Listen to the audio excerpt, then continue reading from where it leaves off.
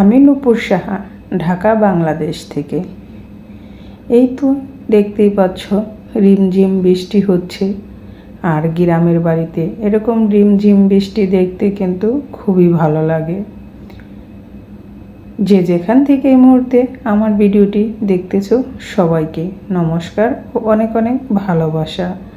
আশা করি সবাই অনেক ভালো আছো এবং আমরাও ভালো আছি।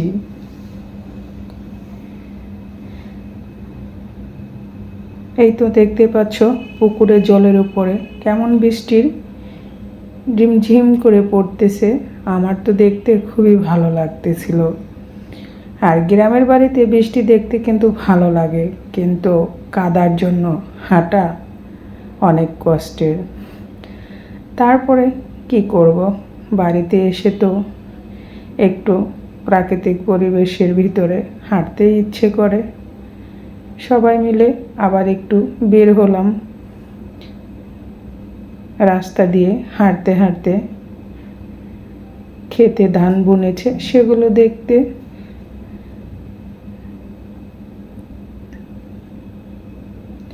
এই তো দেখতেই পাচ্ছ আমরা হাঁটতে হাঁটতে কিন্তু অনেকটা দূরে চলে গিয়েছিলাম।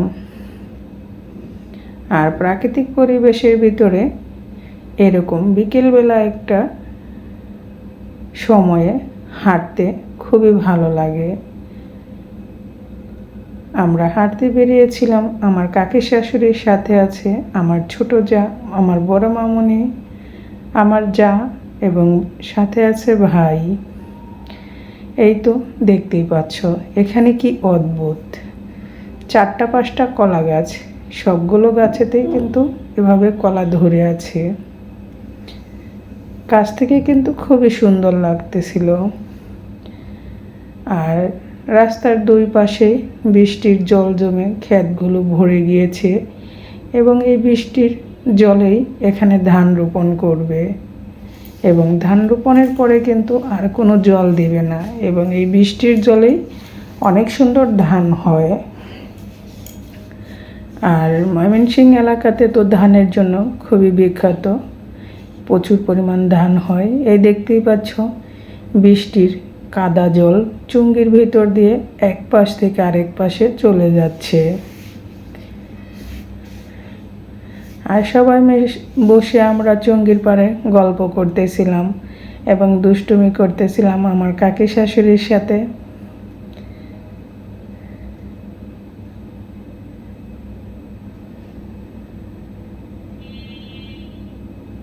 আমার তো প্রাকৃতিক পরিবেশ খুবই ভালো লাগে, সবারই জানি ভালো লাগে। ঢাকার শহরে বন্ধ কারাগারে থেকে হঠাৎ করে গ্রামের বাড়িতে আসলে মনটাই কিন্তু প্রাকৃতিক পরিবেশের মতোই ফ্রেশ হয়ে যায়। আমার হাতে দেখতে পাচ্ছ এগুলো কি, এগুলো হচ্ছে ভেন্না। অনেক বছর বলতে অনেক দিন পরও এই ভেন্নাগুলো দেখতে পেলাম। রাস্তায় একটা গাছে ছিল, তাই তো একটু তুলে নিলাম। কারণ আমার মামনিরা ভেন্না কি জিনিস সে তো চিনে না, কারণ ওরা তো ঢাকাতে বড়। আমরা যারা গ্রামে বড় হয়েছি তারা তো এই ছোটোবেলায় ভেন্নাটা দেখতে পেয়েছি। এখন কিন্তু গ্রাম অঞ্চলেও ভেন্না খুবই কম দেখা যায়। এই তো হাঁটতে হাঁটতে আমরা সবাই আবার বাড়ির দিকে চলে আসতেছি।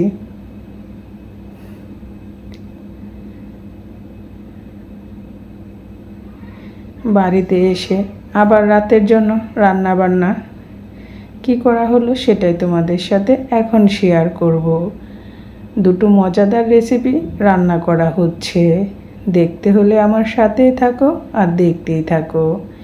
এখানে কচুর মুখিগুলো কিন্তু এগুলো কাঁচা এবং ওপর থেকে খোসা ছাড়িয়ে আধা ঘন্টা লবণ দিয়ে মেখে রেখে তারপরে ভালো করে কষলে ধুয়ে এভাবে রান্না করে নিব এখন চিংড়ি মাছ দিয়ে। রান্না তো আমরা সবাই কম বেশি ভালোই পারি, যারা একটু বেশি ভালো পারে তাদের তরকারিটা খেতেও খুবই সুস্বাদু হয়। আর আমিও কিন্তু রান্না করতে মোটামুটি ভালোই পারি, আর রান্না করতেও আমার খুব ভালো লাগে। কচুরমুখী এভাবে কষানোর পরে জল দিয়ে দিলাম। তারপরে ভেজে রাখা চিংড়ি মাছগুলো কাঁচামরিচ দিয়ে এখন একসাথে রান্না করে নেব। নামানোর আগে দিয়ে দিলাম জিরা গুঁড়া, হালকা মশলা। এই কচুরমুখী ঝোল খেতে কিন্তু অসাধারণ লাগে। কচুরমুখীগুলো কিন্তু সিদ্ধ হয়ে গিয়েছে, দেখতে পেলে বন্ধুরা।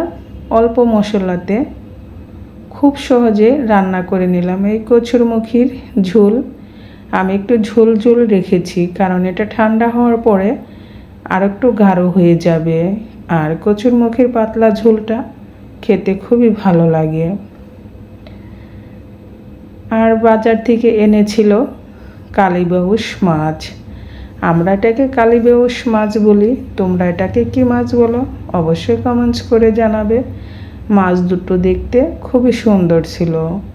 এই তো কেটে ধুয়ে পরিষ্কার করে নিয়ে নুন হলুদ মাখিয়ে এখন মাছগুলোকে একটু কড়া করে ভেজে নিব, কারণ কালীবাউস মাছ কিন্তু খুব নরম হয়।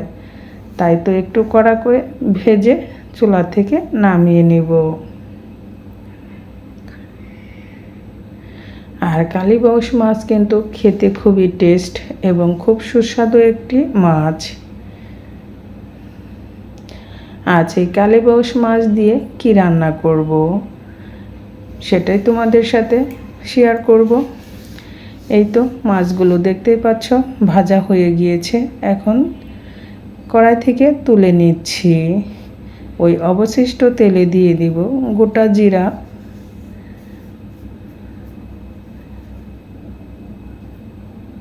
আর দিয়ে দিলাম এখানে এখন কেটে রাখা আলুগুলো দিয়ে আমি একটু হালকা ভেজে নেব। আলুগুলো যখন হালকা ভাজা হবে তখন এখানে দিয়ে দিব কেটে রাখা ঝিঙ্গা। আজ এই ঝিঙ্গা দিয়ে রান্না করলাম মজাদার কালীবাউস মাছের ঝোল। এই তো দেখতেই পাচ্ছ আমি ঝিঙ্গাগুলো দিয়ে দিলাম। এখন ঝিঙ্গাগুলো দিয়ে আলুর সাথে ভালো করে কষিয়ে নেব।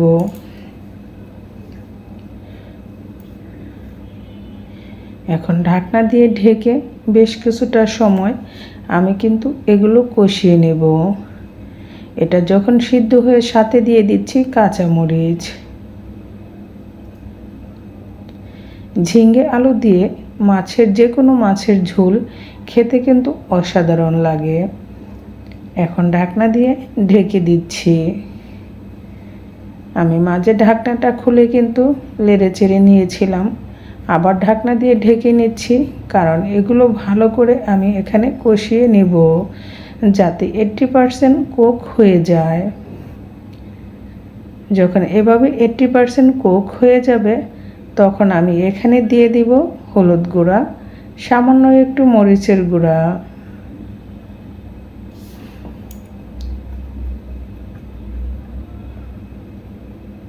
দেখতেই পাচ্ছ সবজিটা কিন্তু মজে গিয়েছে এবং সিদ্ধ হয়ে গিয়েছে। এভাবে যখন সবজিটা কষানো এবং ভাজা ভাজা হয়ে যাবে তখন এখানে দিয়ে দিতে হবে মশলাগুলো দিয়ে আবার ভালো করে কষিয়ে নেব। আর আমি লবণটা পরে দিলাম, কারণ ঝিঙ্গা থেকে কিন্তু অনেকটাই জল ওঠে। আগে দিয়ে দিলে দেখা যেত ঝিঙ্গাগুলো জল ছেড়ে ভাজাটা হতো না। তাই তো একটু পরে দিয়ে এখন ভালো করে আবার কষিয়ে নিচ্ছি।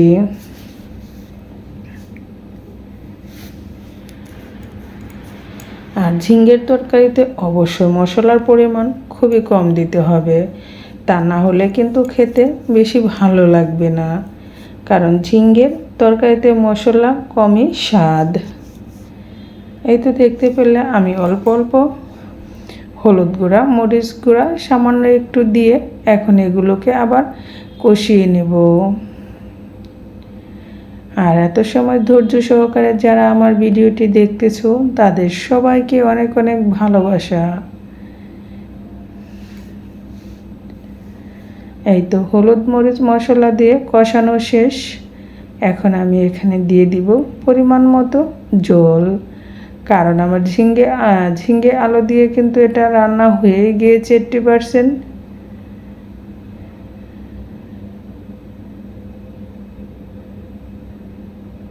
এখন আরোটা কিছু সময় রান্না করে নিয়ে নেব। যখন এভাবে বলক চলে আসবে তখন ভেজে রাখা মাছগুলো দিয়ে দিব। মাছগুলো দিয়ে আলতোভাবে নেড়ে চেড়ে নিতে হবে, তা না হলে কিন্তু মাছগুলো ভেঙে যেতে পারে।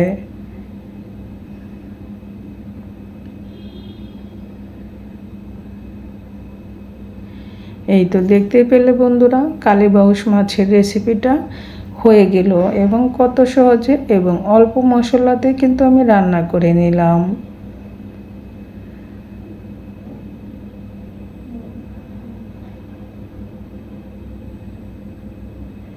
তরকারিটা হয়ে গিয়েছে, এখন চুলা থেকে নামিয়ে নেব।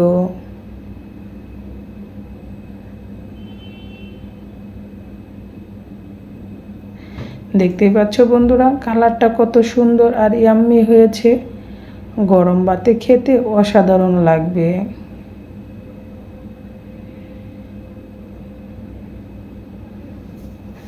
ঝিঙে আলু দিয়ে কালীবাউস মাছের ঝোল খেতে অসাধারণ। এখন আমি চুলা থেকে এটা নামিয়ে নিচ্ছি।